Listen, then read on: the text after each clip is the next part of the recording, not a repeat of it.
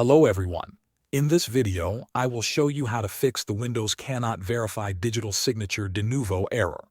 The first method is to disable the hypervisor using command prompt. Open the Windows search bar and type CMD.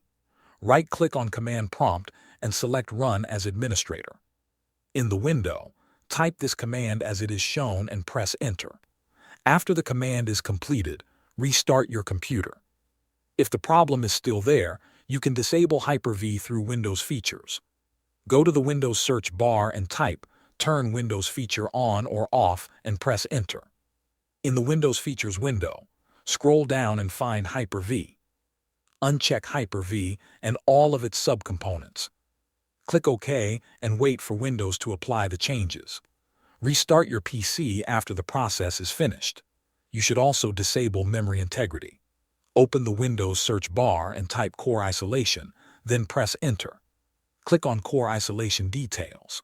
Find the memory integrity option and turn it off. Once you have done that, restart your computer one more time. After completing these steps, launch your game again and check if the Windows cannot verify digital signature Denuvo error has been resolved. Thanks for watching.